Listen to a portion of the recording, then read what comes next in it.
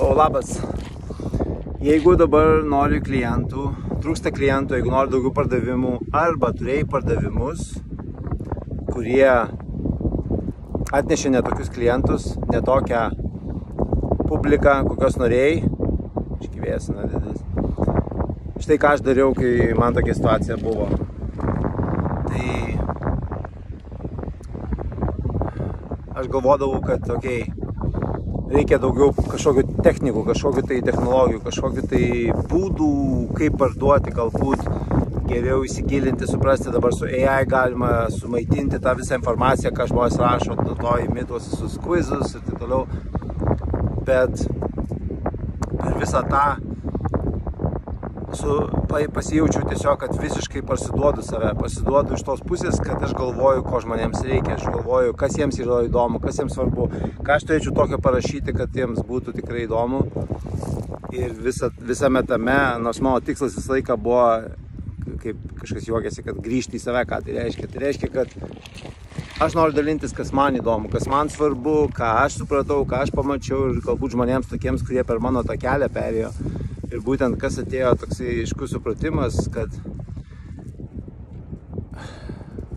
dėl ko aš tos klientus tokius netokius, sakykime, pritraukdavau, į kokius aš klientus pritraukdavau. Aš norėdavau būti labai vertingas. Aš tikrai visą gyvenimą nesijaučiau vertingas arba ieškojau tos vertės, iš vis po tėvų išsiskyrimo, po visko.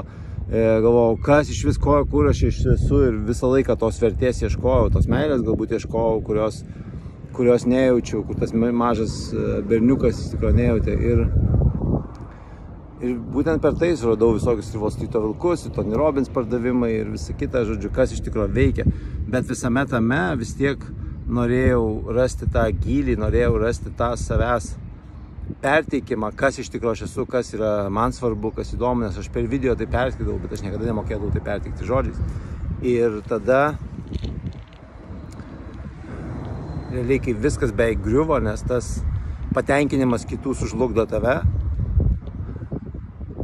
pamačiau, kad aš tiesiog bijojau pasidalinti, kas man yra svarbu, dėl to aš kai dalindavausi, aš pritrauktų žmonės ne kas man svarbu, o kas jiems svarbu, ir dėl to atsidurdavau situacijose, kur reikėdavo tenkinti jų poreikius, ne mano poreikius, kur reikėdavo jiems padėti, o ne savo padėti. Ir didžiausia vertė dabar, ką būtent pamačiau, kad marketinge irgi tas labai pasikeičia, kai tu pradedi,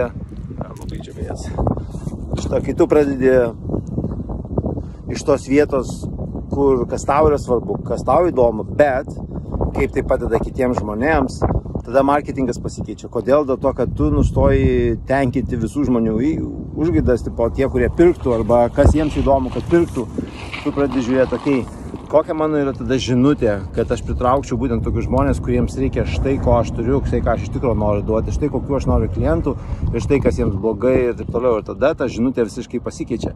Tai tas marketingas dabartinis, jeigu nepritraukia, jisai yra dėl to, kad jisai visiškai yra vaidyba. Tai yra pritraukti žmonės arba vaidinti, kad kažkoks esu toksai, kur jiems padėčiau arba gautų pirkit, ne?